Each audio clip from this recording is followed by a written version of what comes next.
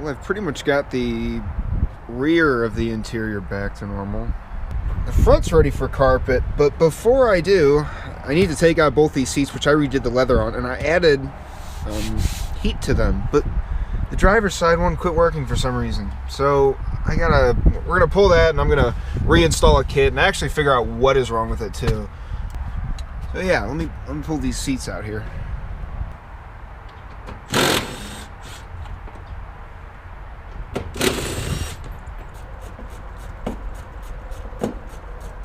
Okay, so here's what I want to look at. This seat has 2 heating pads on it. Heating pads are just big resistors for electricity, and that's why they heat up. So let's ohm these out and see what they are and compare it to the driver's side, because I think the heating pad just went bad.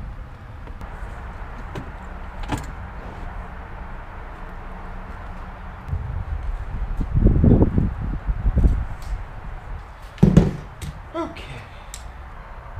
All right, 9.9 ohms, 9.8. All right, so these are at 9.9 and 9.8. Let's pull the driver's side seat and check that.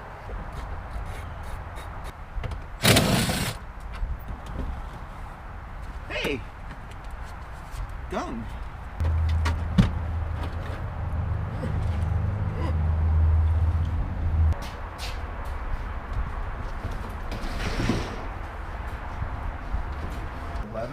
Uh-oh. Oh, this one better be broke. Oh, please be broke. Say open line. Oh, it is. It is this one. Oh, psych, it is 9. Damn. Why won't this thing work then? Hold on, bro. Hold on. Since I'm not sure if it's the actual pad or if it's the wiring or something. I brought the driver's side seat back over and plugged it in, but I plugged it into the switch for the passenger side and it worked. So the switch is bad itself. So this is the switch that's bad, and this one's good. I just started ohming these out. There's 5 pins in here, and I started ohming them out by how I've been counting them. Pins 1 and 5 should have continuity. I mean, they do on this one at least, so I guess I'll just order a new switch. Screw trying to fix it. I mean, should I try to fix it? I really don't even want to. I guess I'm just gonna try and take this off and see if I can find something abnormal. Damn, this thing is on there tight. I don't want anybody getting into this thing. Okay, stay there. Just stay there, right there. You. No! Ooh.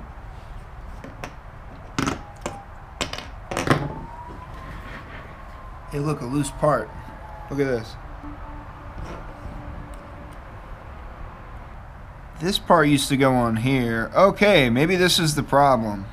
This should be like this. I need to figure out a way to get this on here like that. And then put it back together and maybe it'll work. Who knows? Alright, let me mix up some epoxy. Like, obviously that's way too fucking much. Whatever. Okay, again, Sam, this is going like this. So I want to just coat the back of this thing like that. Too much. Oh, that looks pretty good. Okay, and right there. That's perfect. Alright, that's 5-minute epoxy. Let that set and see if it works.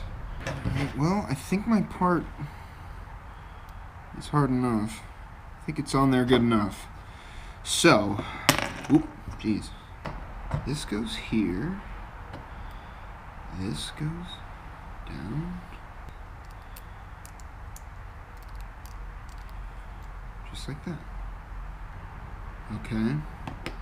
So when I put this down.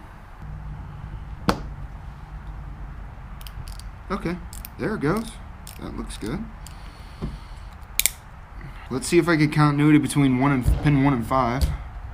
And if we do, I think we can assume this is fixed. It probably won't. I probably just wasted a bunch of time.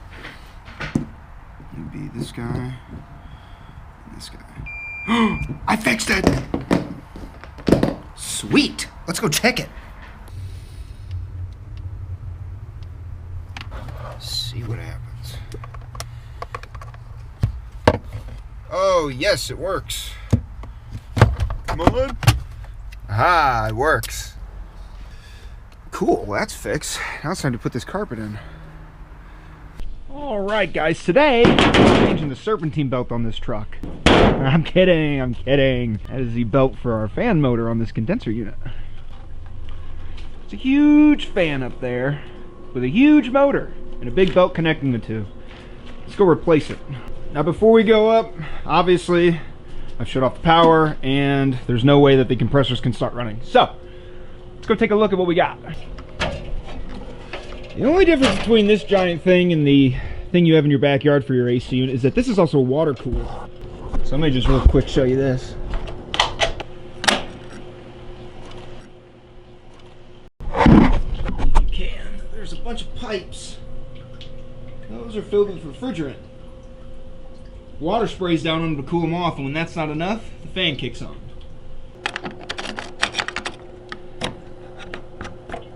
Okay, a little bit higher and we're here. Here's what we got. Giant 3-banded belt, big moat. Hey, whoa, we're off a tooth here. Look at this. We're off a tooth.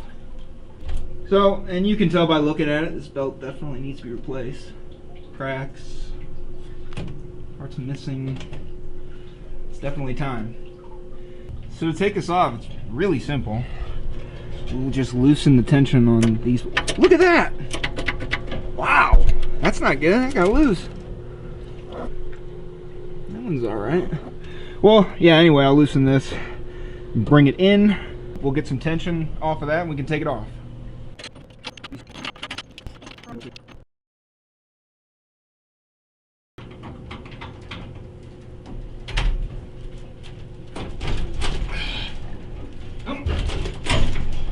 Baby. Loosen up. Oh yeah.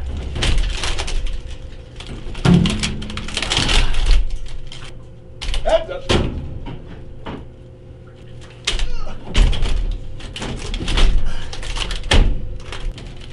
Put it around the motor first. My ladder's falling. Oh, shit.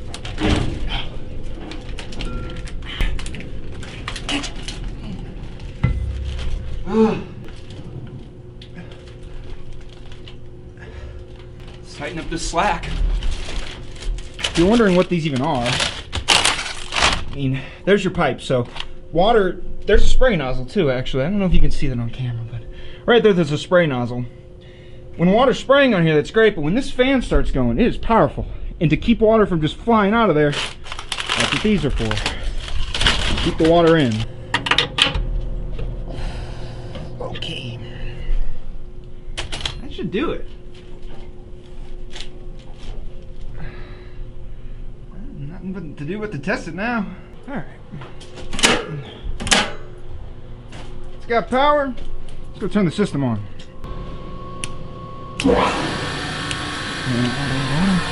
There goes the compressor. Yep. Obviously it's going to take a second for the head pressure to build. There it goes, it just kicked on. See how it's, yeah. And now that gets rid of some head pressure right there. Alright, that was easy. On to the next thing. Alright, so it's winter here in St. Louis, and we got lows the next 3 days. 7, 3 degrees, 9 degrees, 7, 7, 9. A lot of single digits. That's really cold, and I spent a lot of time swapping in this motor, and even though it's used and has 180,000 miles on it, I want to preserve it while I can before it will need a rebuild. So I bought this, an oil pan heater. It's just a sticker that's rated at 100 watts, and it heats your oil pan up in the oil so you get better flow quicker. Outside of having to plug it in every day, that's all I'm gonna have to do because I bought this, a timer, because I'm not waking up early to plug this thing in. That's stupid. So I'll just utilize one of these. All right, let's install this thing.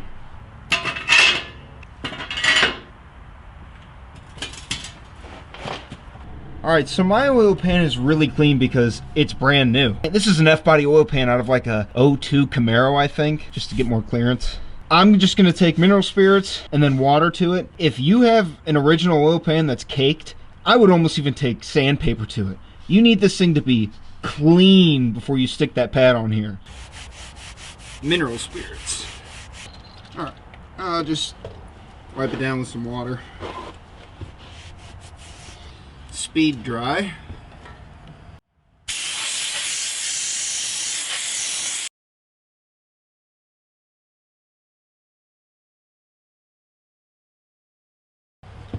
As clean as that looks, I gotta make it look gross with this. Gonna add this RTV. It's the high temp stuff just to help keep everything insulated and just an extra layer of safety. Fresh can, bro.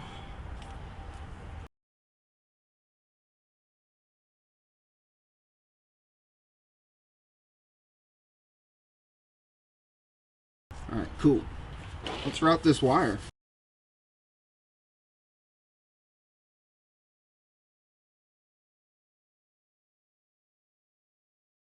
Alright, so routes right over the axle, up, and right through the frame. Zip tied tight. And you can see it through the bumper here. But when I want to use it, I'll have it hanging here. And when I'm done, I'll just simply throw it up here, around the corner, and let it hang. And I probably won't have any issues with that. I guess now it's just time to test this thing. It is 5:02 in the morning and 14 degrees out. So this thing has been on since I think like 4. Let's see how well this thing heated up. Max, you can see it's 122. So that thing's been on for an hour and it's up to 122 degrees. That's pretty good. Here's my favorite part though. I haven't showed you guys this.